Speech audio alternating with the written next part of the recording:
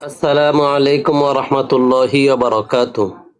নাহমাদুহু ওয়া নুসাল্লি আলা রাসূলিহিল কারীম। আম্মা বা'দ। ফাআউযু বিল্লাহি মিনাশ শাইতানির রাজীম। বিসমিল্লাহির রহমানির রহিম। ইন্না আ'তাইনাকাল কাউসার ফাসাল্লি লিরাব্বিকা ওয়ানহার।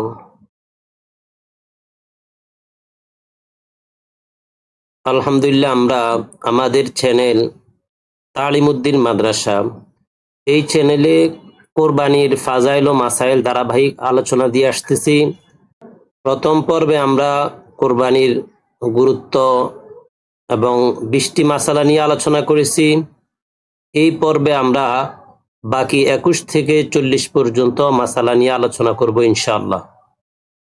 তো আমাদের এই চ্যানেলের কোরবানির ফাজাইল ও মাসাইলের ধারাবাহিক ভিডিওগুলা দেখলে ইনশাআল্লাহ কোরবানির যাবতীয় সকল মাসালা জানা হয়ে যাবে। আমাদের এই চ্যানেলে আমরা ধারাবাহিক কোরবানির সকল মাসলা মাসাইল আলোচনা করতেছি। মাসালা নাম্বার 21, যদি কেউ গরু, মহিষ বা উট একা কোরবানি দেওয়ার নিয়তে কিনে আর সে ধনী হয়, তাহলে ইচ্ছা করলে অন্যকে শরীক করতে পারবে। তবে এক্ষেত্রে একা কোরবানি করাই শ্রেয়। শরীক করলে সে টাকা সদকা করে দেওয়া উত্তম। আর যদি ওই ব্যক্তি এমন গরিব হয় যার উপর কোরবানি ওয়াজিব ছিল না, তাহলে সে অন্যকে শরীক করতে পারবে না। এমন গরিব ব্যক্তি যদি কাউকে শরীক করতে চায়, তাহলে পশু ক্রয়ের সময় নিয়ত করে নিবে। মাসালা নাম্বার 22, কোরবানির উত্তম পশু। কোরবানির পশু হৃষ্টপুষ্ট হওয়া উত্তম। মাসালা নাম্বার 23, ঘোড়া পশুর কোরবানি। যে পশু 3 পায়ে চলে, 1 পা মাটিতে রাখতে পারে না বা ভর করতে পারে না, এমন পশুর কোরবানি জায়েজ নয়।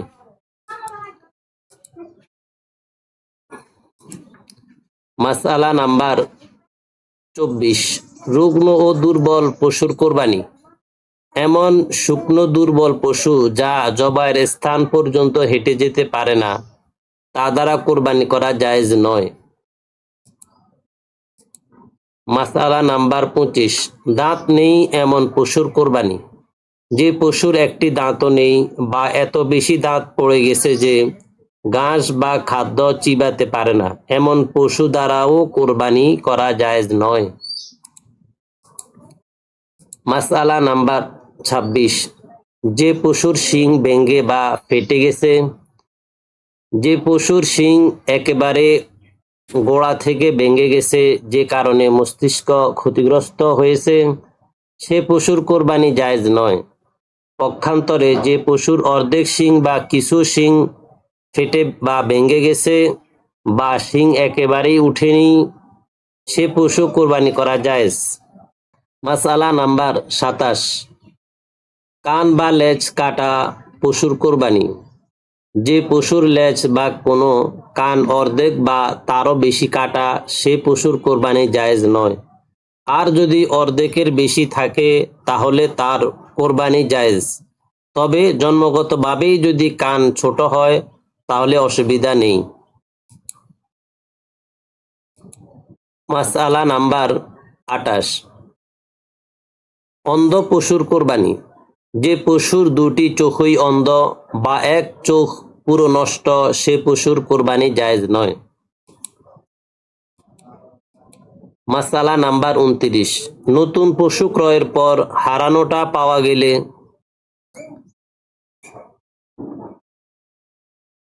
কোরবানির পশু হারিয়ে যাওয়ার পরে যদি আরেকটি কেনা হয় এবং পরে হারানোটিও পাওয়া যায়, তাহলে কোরবানিদাতা গরিব হলে, অর্থাৎ যার উপর কোরবানি ওয়াজিব নয়, এমন ব্যক্তি 2টি পশুই কোরবানি করা ওয়াজিব।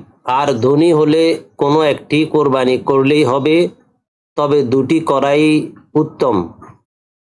এখানে মূল মাসালা হলো, যারা গরিব, যাদের উপরে কোরবানি ওয়াজিব ছিল না, সে কোরবানির নিয়তে পশু টয়ের সাথে সাথে ওই পশুটা নির্দিষ্ট হয়ে যায়, মান্যতের নেয়, এই জন্য সেটাই কোরবানি করতে হয়। তা আমাদের অনেকেরই আছে কোরবানির আগে অনেক পশু চুরি হয়, তারা এই বিষয়টি লক্ষ্য রাখবো। মাসআলা নাম্বার 30, গর্ভবতী পশুর কোরবানি। গর্ভবতী পশু কোরবানি করা জায়েজ। জবাইয়ের পর যদি বাচ্চা জীবিত পাওয়া যায় তাহলে সেটাও জবাই করতে হবে, তবে প্রসবের সময় আসন্ন হলে সে পশু কোরবানি করা মাকরুহ। মাসআলা নাম্বার 31, পশু কেনার পর দোষ দেখা দিলে। কোরবানির নিয়তে ভালো পশু কেনার পর যদি তাতে এমন কোনো দোষ দেখা দেয় যে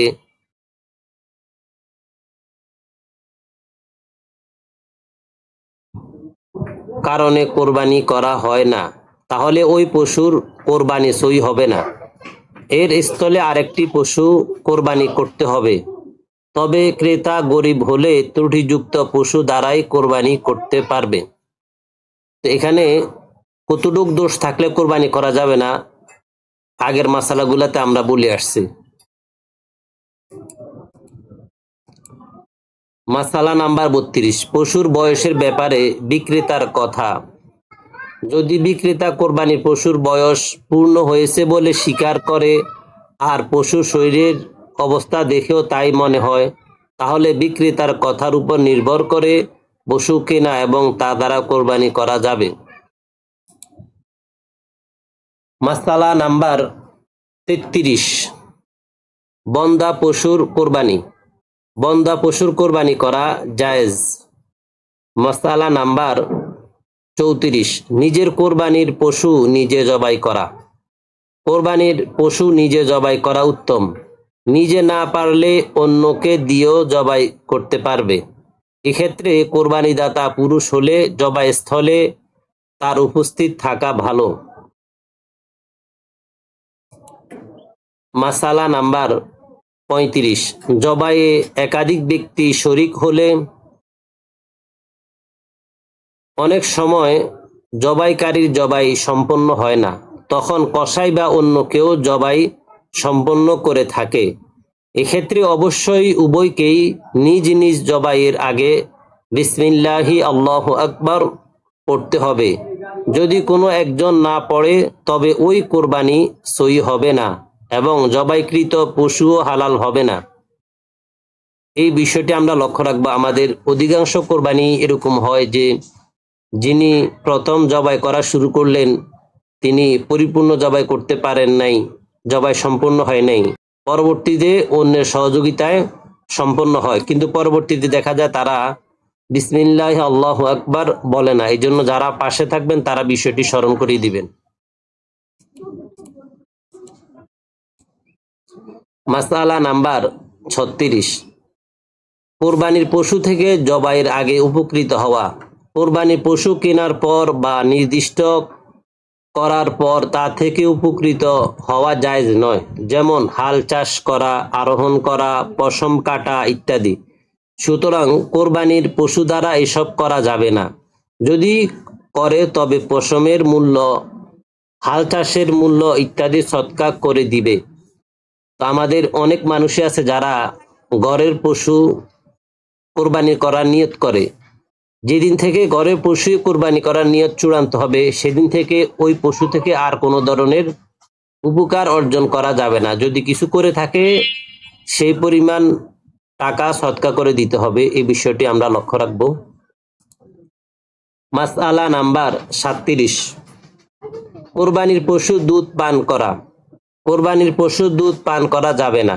যদি জবাইয়ের সময় আসন্ন হয় আর দুধ দহন না করলে পশুর কষ্ট হবে না বলে মনে হয় তাহলে দহন করবে না। প্রয়োজনে ওলানে ঠান্ডা পানি ছিটিয়ে দিবে, এতে দুধের চাপ কমে যাবে। যদি দুধ দহন করে ফেলে তাহলে তা সদকা করে দিতে হবে। নিজে পান করে থাকলে মূল্য সদকা করে দিবে। মাসআলা নাম্বার 38, কোনো শরীকের মৃত্যু ঘটলে। কয়েকজন মিলে কোরবানি করার ক্ষেত্রে জবাইয়ের আগে কোনো শরীকের মৃত্যু হলে তার ওয়ারিশরা যদি মৃতের পক্ষ থেকে কোরবানি করার অনুমতি দেয় তবে তা জায়েজ হবে। নতুবা ওই শরীকের টাকা ফেরত দিতে হবে। অবশ্য তার স্থলে অন্যকে শরীক করা যাবে। মাসআলা নাম্বার 39, কোরবানির পশুর বাচ্চা হলে কোরবানির পশু বাচ্চা দিলে ওই বাচ্চা জবাই না করে জীবিত সৎকা করে দেওয়া উত্তম। যদি সৎকা না করে তবে কোরবানির পশুর সাথে বাচ্চাকেও জবাই করবে এবং গোশত সৎকা করে দিবে। মাসআলা নাম্বার 40, মৃতের পক্ষ থেকে কোরবানি। মৃতের পক্ষ থেকে কোরবানি করা জায়েজ। মৃত ব্যক্তি যদি ওসিয়ত না করে থাকে তবে সেটি নফল কোরবানি হিসাবে গণ্য হবে। কোরবানির স্বাভাবিক গোশতের মতো তা নিজেরাও খেতে পারবে এবং আত্মীয় স্বজনকেও দিতে পারবে। আর যদি মৃত ব্যক্তি কোরবানির ওসিয়ত করে গিয়ে থাকে তবে এর গোশত নিজেরা খেতে পারবে না, শরীর গরিব মিসকিনদের মাঝে সৎকা করে দিতে হবে। তা আমরা আলহামদুলিল্লাহ এই পর্বে 20টি মাসালা নিয়ে আলোচনা করলাম। তা আমরা ধারাবাহিক বাকি পর্বগুলোতে বাকি মাসালাগুলো ইনশাল্লাহ আলোচনা করব। আমাদের সাথেই থাকবেন, আমাদের চ্যানেল সাবস্ক্রাইব করবেন এবং পরিচিত জনদেরকে আমাদের চ্যানেল সম্পর্কে পরিচয় করিয়ে দিবেন ইনশাআল্লাহ। এতে করে আমাদের দ্বীনি দাওয়াত সকলের কাছে পৌঁছে যাবে। আল্লাহ সুবহানাহু ওয়া তাআলা আমাদেরকে পবিত্র কোরবানির সকল মাসলা মাসাইলগুলা জেনে বুঝে আমল করার তৌফিক দান করুন, আমিন।